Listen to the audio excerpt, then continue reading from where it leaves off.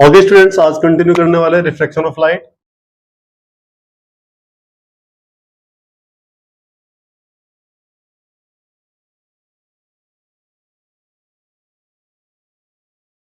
Okay students, आप देखिए मैं यहाँ पर तीन डायग्राम बना रहा हूं, 2 और 1 3 रिफ्लेक्शन ऑफ लाइट को समझने के लिए। तो ये जो मैंने यहाँ पर सरफेस ड्रॉ करी है बच्चों, एक्चुअली मीडियम को सेपरेट कर रहा है। एक मीडियम ऊपर है, मीडियम 1, और यहाँ पर मीडियम 2। ऐसे ही यहाँ पर भी मीडियम 1 और यहाँ पर मीडियम 2, मीडियम 1 और यहाँ पर मीडियम 2। ध्यान से समझिए बच्चों, एक्चुअली ये मीडियम क्या है? ये ऑप्टिकल मीडियम है। इन मीडियम को बोलते हैं ऑप्टिकल मीडियम। मीडियम को बोला जाएगा ऑप्टिकल। अब ये ऑप्टिकल मीडियम क्या होता है बच्चों? ये ट्रांसपेरेंट मीडियम भी कहा जाता है इन्हें, ट्रांसपेरेंट मीडियम। मतलब ऐसा मीडियम जिसमें लाइट ट्रेवल कर सकती है। ऐसा मीडियम जिसके अंदर लाइट ट्रेवल कर सकती है उसे आप ऑप्टिकल मीडियम कहते हैं, और ये आपका ट्रांसपेरेंट मीडियम भी होता है। तो हमने क्या करा बच्चों, यहां पर दो मीडियम लिए, एक ट्रांसपेरेंट मीडियम ये है और दूसरा ट्रांसपेरेंट मीडियम ये है। दूसरे केस में बच्चों पहला ट्रांसपेरेंट मीडियम और दूसरा ट्रांसपेरेंट मीडियम, और तीसरे केस में बच्चों पहला ट्रांसपेरेंट मीडियम और दूसरा ट्रांसपेरेंट मीडियम। ओके, अब समझिए बच्चों, जब लाइट रे एक मीडियम से दूसरे मीडियम के अंदर एंटर करती है,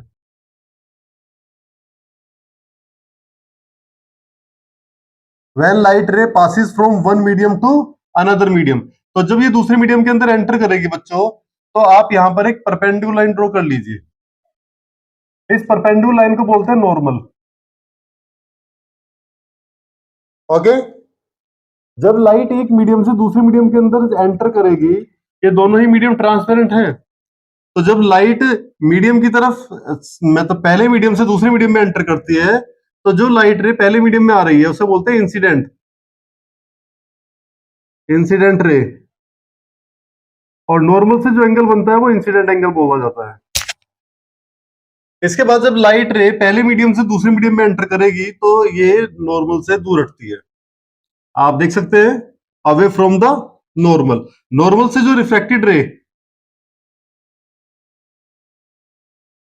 के बीच में जो एंगल बनेगा उसे कहेंगे एंगल ऑफ रिफ्रैक्शन। तो when light passes from one material medium to another material medium, it's bend towards the normal और away from the normal, this phenomena is called refraction of light. मतलब जब light रे एक medium से दूसरे medium में enter करती है तो इसकी डायरेक्शन चेंज हो जाती है बच्चों, तो इसे कहा जाता है रिफ्रैक्शन ऑफ लाइट। अब यहां पर देखिए बच्चों, यहां पर तो ये नॉर्मल से दूर हटी है। अब यहां देखिए, ये फर्स्ट मीडियम, यहां पर एक नॉर्मल ड्रॉ करा, और ये अब आप देख सकते हैं बच्चों, यहां पर ये नॉर्मल की तरफ को बेंड हो गई, ये आई और ये आर। ये आपकी इंसिडेंट लाइट रे और ये आपकी रिफ्रैक्टेड रे, और ये आपका नॉर्मल। अब ये दूसरा केस है। अब थर्ड केस देखिए बच्चों, ये आपका नॉर्मल है, और जब लाइट रे नॉर्मल के साथ साथ आ रही है अलोंग नॉर्मल, तो there will be no deflection. यहां पर कोई भी डिफ्लेक्शन देखने के लिए नहीं मिलता। अब बच्चों इन्हें एक बार फिर से समझिए, जब ये पहला मीडियम आपका होता है डेंसर, डेंसर मीडियम, अगर पहला मीडियम आपका कैसा है? डेंसर। डेंसर मींस इसमें पार्टिकल्स ज्यादा है, इस मीडियम के अंदर पार्टिकल्स की क्वांटिटी ज्यादा है, तो यहां पर पार्टिकल्स की डेंसिटी क्या है? ज्यादा है। अब जो दूसरा मीडियम है, इसमें इसके अंदर पार्टिकल्स की जो डेंसिटी है वो बच्चों कम है, तो मतलब जब पार्टिकल की डेंसिटी कम होती है तो उसे रेयरर बोलते हैं। और जब लाइट रे डेंसर मीडियम से रेयरर मीडियम में जाएगी तो वो नॉर्मल से दूर हटेगी, और रेयरर मीडियम को आप यहां पर एयर बोल सकते हैं, और डेंसर मीडियम को आप यहां पर ग्लास बोल सकते हैं। Okay, when light ray passes from glass to air it's bends away from the normal, ये नॉर्मल से दूर हटती है। ओके स्टूडेंट्स, अब सेकंड केस में देखिए, आप यहां पर आप देख सकते हैं कि लाइट रे अब ये नॉर्मल की तरफ को बेंड हो रही है। इसका मतलब क्या है, पहला मीडियम आपका रेयरर है और दूसरा मीडियम आपका डेंसर है। तो when light ray passes from rarer medium to denser medium it bends towards the normal, normal की तरफ को बेंड होती है। डेंसर मीडियम को आप यहां पर ग्लास कंसीडर कर लीजिए। ग्लास भी ट्रांसपेरेंट होता है बच्चों, और एयर भी आपकी ट्रांसपेरेंट होती है। देखिए मैं एयर में अपने हैंड्स को इजीली मूव करा पा रहा हूं, तो यानी कि यहाँ पर पार्टिकल्स की क्वांटिटी बहुत कम है। और यहाँ पर बच्चों डेंसर मीडियम आप वाटर ले लीजिए, जब मैं वाटर के अंदर अपने हैंड्स को मूव कराऊंगा तो ये बहुत स्लो हो जाएंगे, तो मतलब यहाँ पर पार्टिकल्स की क्वांटिटी ज्यादा है। तो ऐसे ही लाइट भी जब रेयर मीडियम से डेंसर मीडियम की तरफ आएगी तो बच्चों इसकी डायरेक्शन भी चेंज हो जाती है और साथ में इसकी स्पीड में भी चेंज देखने के लिए मिलता है। ओके, थर्ड केस को देखिए बच्चों। थर्ड केस में अगर लाइट रे नॉर्मल के साथ साथ आ रही है, मतलब आपकी अलोंग द नॉर्मल आ रही है बच्चों, तो इसमें यहां पर कोई भी डिफ्लेक्शन देखने के लिए नहीं मिलता। मतलब जब एक मीडियम से दूसरे मीडियम में बिल्कुल परपेंडिकुलर एंटर करती है तो there will be no deflection in the direction of light ray. Okay students, तो यहां पर ये हमने रिफ्लेक्शन ऑफ लाइट टॉपिक करा है। तो रिफ्लेक्शन ऑफ लाइट की जो डेफिनेशन आप बताएंगे when light ray passes from one medium to another medium it bends towards the normal और move away the normal, this is called reflection of light. अब यहां पर हम इसके लॉ पढ़ रहे हैं, रिफ्लेक्शन ऑफ लाइट के लॉ। अब लॉ देखिए, लॉ क्या होते हैं। यहां पर दो लॉ चलते हैं बच्चों, फर्स्ट और सेकंड। पहले लॉ की जो बात करते हैं बच्चों, पहला लॉ ये है, incident ray, refracted ray and normal lie on a same plane. बच्चों ये जो घटना घट रही है ये सभी प्लेन की सभी पॉइंट्स पर हो रही है। आप यहाँ पर पर्टिकुलर एक पॉइंट को शो कर रहे हैं, तो लेकिन ये पूरे प्लेन पर हो रही है। तो पहला नियम क्या है, incident ray, refracted ray and normal lie on same plane.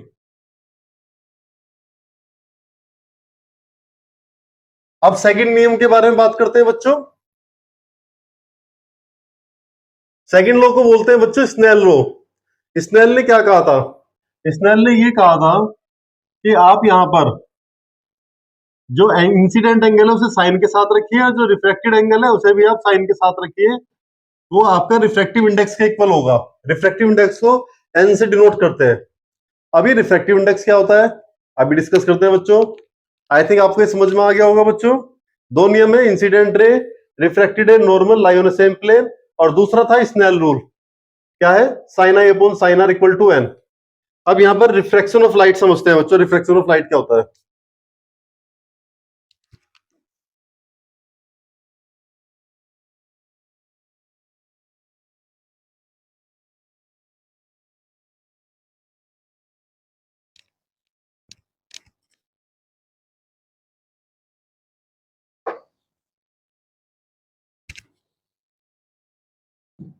Refraction of light, sorry refractive index.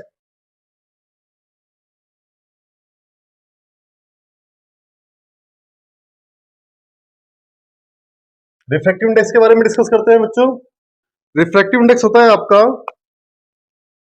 इसकी यहां पर जो डेफिनेशन बनती है, it is the ratio, it is ratio, ये एक रेशियो है किसके बीच में, speed of light, speed of light one medium to another medium, medium one to medium two. Okay, तो सिंपल सी डेफिनेशन है। रिफ्रैक्टिव इंडेक्स को एन या फिर ईटा से डिनोट करते हैं। ईटा में थोड़ा सा एन को नीचे से और घुमा देते हैं थोड़ा सा। तो refractive index equals to speed of light in one medium to speed of light in another medium.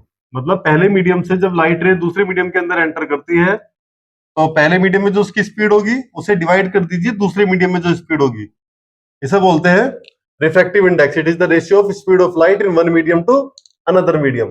Okay, और रिफ्रैक्टिव इंडेक्स की एक दूसरी डेफिनेशन भी बनती है बच्चों। दूसरी डेफिनेशन ये है कि स्नेल ने जो दी थी कि जो आपके पास इंसिडेंट एंगल है उसे आप साइन के साथ रखिए और उसके अपोन में जो रिफ्रैक्टिव एंगल है उसे आप आर के साथ रखिए। उस रिफ्रैक्टिव एंगल आर को साइन के साथ रखिए और उन्हें आप रेशियो में रख दीजिए बच्चों, तो ये भी रिफ्रैक्टिव इंडेक्स के बराबर आएगा। ओके, अब रिफ्रैक्टिव इंडेक्स में देखिए बच्चों, मैं यहाँ पे एक डायग्राम बना रहा हूं। ये हमने एक डायग्राम बनाया है। एक्चुअली रिफ्रैक्टिव इंडेक्स आपको बता दिया है।